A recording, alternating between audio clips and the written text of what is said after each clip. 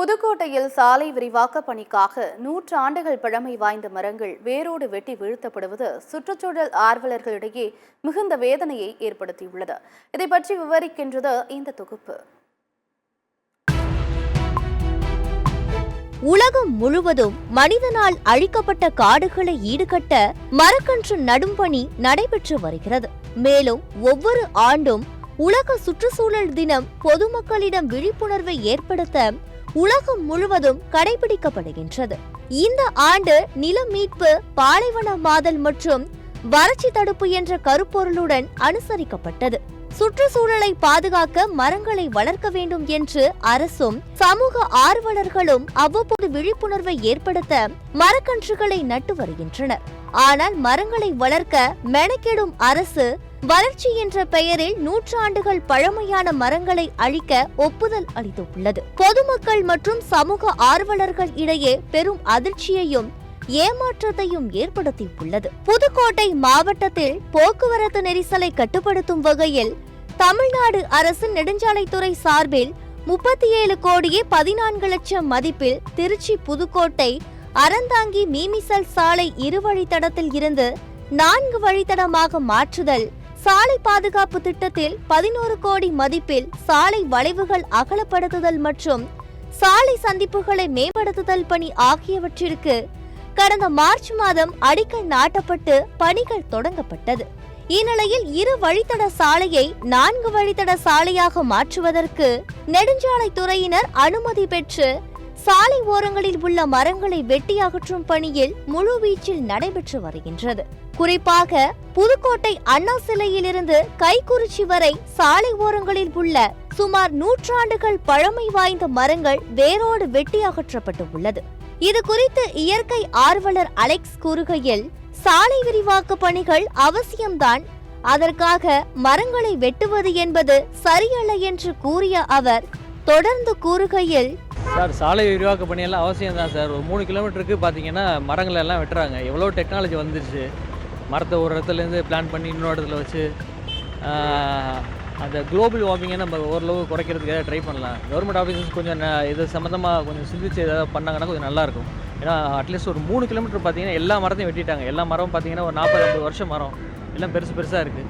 கொஞ்சம் நம்மளுடைய கான்ட்ரிபியூஷன் கொஞ்சம் அதிகமாக தான் நல்லா இருக்கும்னு நினைக்கிறோம். புதுக்கோட்டை மாவட்டம் மரங்கள் நிறைந்த பகுதியாக இருந்த நிலையில் கடந்த 2018ஆம் ஆண்டு வீசிய கஜா புயல் பல லட்சக்கணக்கான மரங்கள் வேரோடு சாய்ந்தது. இதன் காரணமாக சாய்ந்த மரங்களுக்கு இணையாக 3 மடங்கு மரங்களை நட வேண்டும் என்ற எண்ணத்தில் மாவட்ட நிர்வாகமும் பல்வேறு சமூக அமைப்புகளும் எந்த ஒரு நிகழ்ச்சி என்றாலும் மரங்களை நட்டு அதனை பராமரித்தும் வந்தனர். இந்நிலையில்தான் தற்போது சாலை விரிவாக்க பணிக்காக சாலை ஓரங்களில் உள்ள பழமை வாய்ந்த மரங்கள் அனுமதி பெற்று வெட்டப்பட்டாலும் மரங்கள் வெட்டப்படுவது பலரையும் வேதனையடைய செய்துள்ளது. மேலும் வெயில் காலங்களில் நிழலுக்கு ஒதுங்க கூட மரங்களின்றி அப்பகுதியை வெறிச்சோடி காணப்பட்டு வருகிறது. மரங்கள் வெட்டப்பட்டு வருவதால் மரங்களில் கூடு கட்டி உள்ள பறவை இனங்களும் தங்கள் இருப்பிடத்தை விட்டு மாற்று இருப்பிடத்திற்கு செல்லக்கூடிய நிலை ஏற்பட்டு உள்ளது. அது மட்டுமின்றி சாலை ஓரங்களில் மரத்தடி நிழலில் சாலை ஓர கடைகள் அமைத்திருந்தவர்களும் மரங்கள் வெட்டப்பட்டு வருவதால் என்ன செய்வது என்றே தெரியாமல் தவித்து வருகின்றனர். இங்குள்ள சின்னப்பா பூங்கா அருகே 150 ஆண்டுகளாக பேருந்து நிறுத்த அடையாளமாக திகழ்ந்து வந்த புளிய மரம் சாலை விரிவாக்க பணிக்காக அடியோடு வெட்டி வீழ்த்தப்பட்டுள்ளதாக தெரிவித்து வேதனை அடைந்த சமூக ஆர்வலர் கண்ணன் தொடர்ந்து தெரிவிக்கையில், அடுத்த தலைமுறை வாழ்வதற்கான ஒரு சாத்தியக்கூறு இருக்க வேண்டும் என்றால் அனைத்து உயிரினங்களும் வாழ வேண்டும். அப்போ தான் இந்த சமூகம் இருக்கும். இன்றைக்கி காற்று மாசுபட்டுருச்சு, மண்ணை கெடுத்துட்டோம், தண்ணியை கெடுத்துட்டோம், சுற்றுச்சூழல் மிகவும் மோசமான ஒரு சூழலில் இருந்துகிட்டு இருக்குது. இப்போ என்ன சொல்ல வர்றாங்க, அரசே என்ன ஆய்வறிக்கைகள் என்ன சொல்கிறாங்க அறிஞர்கள்லாம், 2050 இதே சூழ்நிலை ஏற்பட்டால் நம்ம இப்போ மதியம் நண்பகல் 12 மணிக்கு பார்க்கக்கூடிய அந்த வெயிலை வெப்பத்தை நம்மளுடைய சந்ததியில் காலையில் 7:30 மணிக்கு பார்ப்பாங்க அப்படின்னு ஒரு சூழல் வந்துக்கிட்டு இருக்குது. அதனால் பசுமை பாய்ப்பை அதிகப்படுத்தணுங்கிறது தான் எல்லாருடைய எண்ணமாக இருந்து கொண்டிருக்கிற நோக்கத்தில் பல்வேறு அமைப்புகளில் இது மாதிரி மரங்கள் எல்லாம் இப்போ வெளிநாடுகள், சிங்கப்பூர் போன்ற நாடுகள் எல்லாம் பார்த்திங்கன்னா கிட்டத்தட்ட 30 ஆண்டுகளுக்கு முன்னாலே வந்து பெருமரத்துக்களை எல்லாம் வந்து வேரோடு எடுத்து மற்ற இடத்துல மாற்றுவதற்கான இன்றைக்கி எல்லா விதமான இதை வந்துருச்சு, மிஷினரிஸும் வந்துருச்சு. ஆனால் அதோட செலவு அதிகமாக இருக்குது அப்படிங்கிறதுனால தமிழகத்தில் அதை கொண்டு வராமல் இருக்காங்களா என்னங்கிறது தெரியல.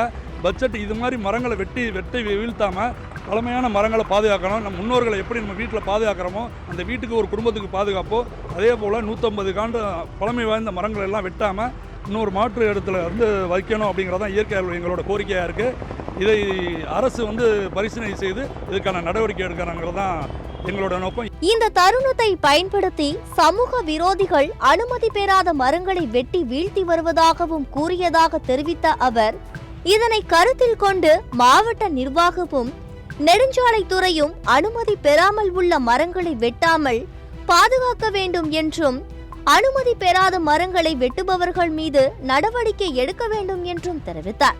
தற்போதுள்ள நவீன காலகட்டத்தில் போக்குவரத்து நெரிசலால் சிக்கி தவித்து வரக்கூடிய நிலையில் சாலை விரிவாக்கம் என்பது வளரும் தலைமுறைக்கு தேவையான ஒன்றுதான். அதனை நாங்கள் ஏற்கின்றோம்.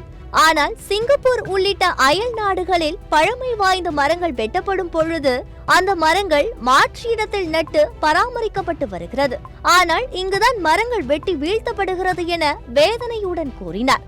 அதனால் விஞ்ஞான வளர்ச்சி அடைந்துள்ள காலகட்டத்தில் இனி வரக்கூடிய காலங்களில் சாலை விரிவாக்கம் உள்ளிட்ட எந்த பணிக்காக மரங்கள் வெட்டினாலும் அந்த மரத்தை மாற்று இடத்தில் நட்டு வளர்த்து பராமரிக்க போதிய நடவடிக்கைகளை அரசு மேற்கொள்ள வேண்டும் என சமூக ஆர்வலர்களும் இயற்கை ஆர்வலர்களும் கோரிக்கை விடுத்துள்ளனர்.